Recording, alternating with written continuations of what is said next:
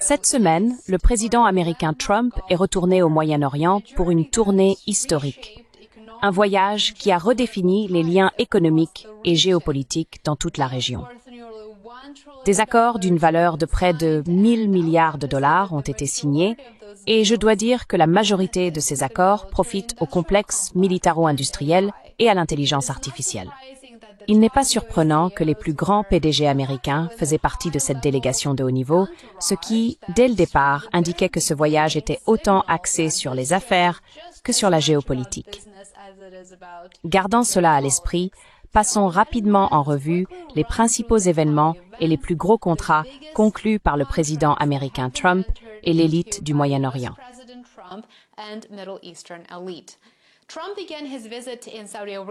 Trump a commencé sa visite en Arabie Saoudite, suivi du Qatar et des Émirats arabes unis. Peut-être que la partie la plus controversée de toute la visite a été lorsque le président américain a serré la main d'un ancien chef de l'État islamique et d'Al-Qaïda, Mohammad al-Jawani, qui a été porté au pouvoir en Syrie. Ce qu'il y a de positif dans tout cela, et j'irai jusqu'à dire que ce geste auparavant impensable, c'est le fait que les États-Unis lèvent toutes les sanctions contre la Syrie. J'ai une vidéo entière avec plus de détails à ce sujet.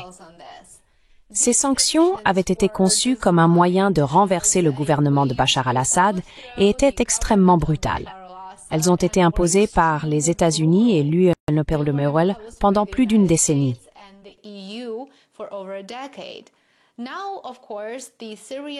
Aujourd'hui, bien sûr, le peuple syrien vit sous un régime brutal, dirigé par al-Jawani, qui, soit dit en passant, avait une prime de 10 millions de dollars sur sa tête, il n'y a pas si longtemps.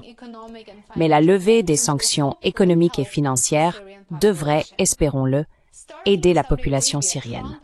En Arabie Saoudite, Trump et le prince héritier Mohammed Ben Salman ont signé un partenariat stratégique d'envergure. Je vais me concentrer sur l'accord le plus important. Selon la Maison-Blanche, il s'agit du plus grand achat d'armes de l'histoire. Sa valeur s'élève à 142 milliards de dollars, un succès évident pour le complexe militaro-industriel. D'autres accords portaient sur la défense, l'énergie et la collaboration économique. Trump était accompagné de hauts dirigeants d'entreprises qui devraient tirer des dividendes financiers considérables de ce voyage en particulier.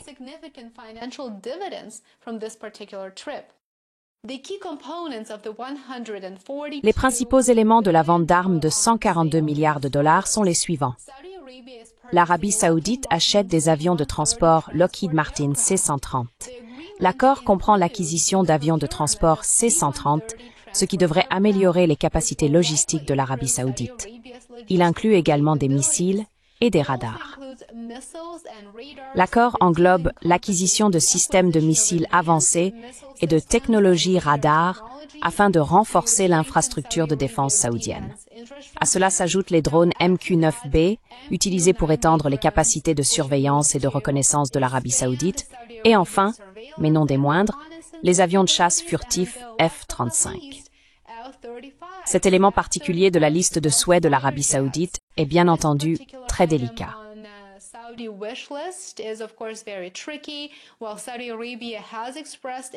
Bien que l'Arabie Saoudite ait exprimé son intérêt pour l'acquisition de chasseurs F-35, les engagements juridiques visant à maintenir l'avantage militaire qualitatif d'Israël dans la région constituent des obstacles majeurs à cet achat. Toute vente potentielle de F-35 à l'Arabie Saoudite serait probablement fortement restreinte et technologiquement dégradée, rendant ainsi une telle offre peu attrayante pour les Saoudiens.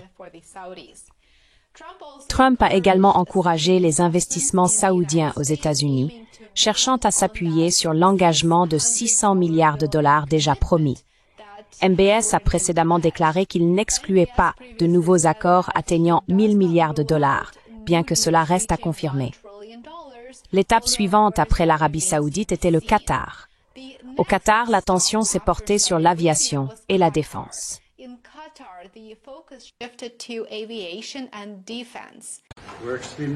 Nous sommes extrêmement honorés de vous avoir ici. Nous sommes très enthousiastes, très heureux. C'est une visite historique. Et je ne sais pas si vous le savez, mais vous êtes le premier Américain à être mort. first American president to officially to visit Qatar, right? So we're very honored. We're very honored. Qatar Airways a annoncé un accord record de 96 milliards de dollars avec Boeing. Le Qatar s'apprête désormais à acheter 160 avions gros porteurs, avec une option pour 50 de plus. À cela s'ajoutent des contrats de défense d'une valeur de plus de 10 milliards de dollars, dont un contrat de 1,2 milliard de dollars avec Raytheon pour des systèmes anti-drones, un contrat de 1,5 milliard de dollars avec General Atomics pour des drones MQ-9B et un contrat de 10 milliards de dollars pour la modernisation de la base aérienne d'Al Udeid. Encore une fois, il s'agit d'une victoire majeure pour le complexe militaro-industriel des États-Unis, comme vous pouvez le constater. La troisième étape du président Trump était les Émirats arabes unis.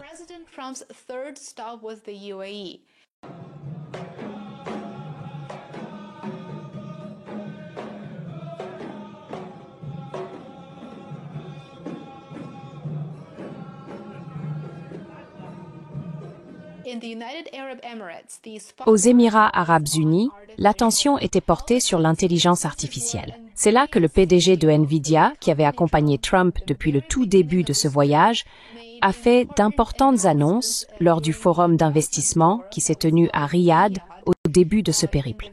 Regardez. Hier, c'était l'annonce, l'inauguration officielle de Humane.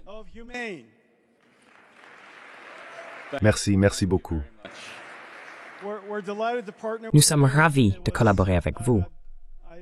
Je suis honoré et heureux d'avoir assisté à la création de Humane. Et maintenant, voici l'entrepreneuriat d'Arabie Saoudite.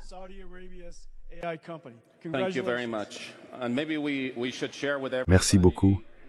Et peut-être devrions-nous partager avec tout le monde l'un des points les plus importants. Pour construire une entreprise d'IA, il faut une base solide et une infrastructure adéquate.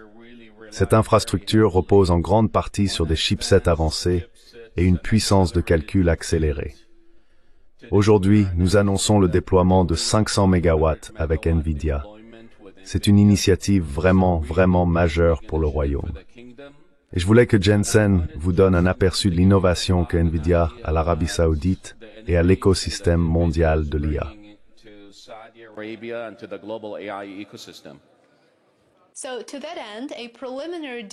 À cette fin, un accord préliminaire a été conclu pour importer un demi-million de puces d'IA Nvidia chaque année, ce qui bien sûr s'inscrit parfaitement dans l'ambition des Émirats arabes unis de devenir un leader dans la technologie de l'intelligence artificielle. Comme vous pouvez le constater, de la défense à la diplomatie, de l'aviation à l'IA, la tournée de Trump dans le Golfe a été un événement discret, exceptionnel et couronné de succès, avec des accords de plusieurs milliards de dollars conclus et un paysage géopolitique redessiné. Restez à l'écoute pour plus d'informations et je suis sûr que vous aimeriez également connaître les implications en matière de géopolitique. J'inviterai des experts à en discuter ici sur ma chaîne dans la semaine ou les 2 semaines à venir. Merci beaucoup de votre attention. N'oubliez pas de montrer votre soutien. Aimez, abonnez-vous et partagez. Et bien sûr, n'oubliez pas de vous abonner à worldaffairsandcontext.com, c'est ma page Substack. J'aimerais beaucoup vous y retrouver tous. Passez une excellente journée et on se retrouve ici demain. À bientôt.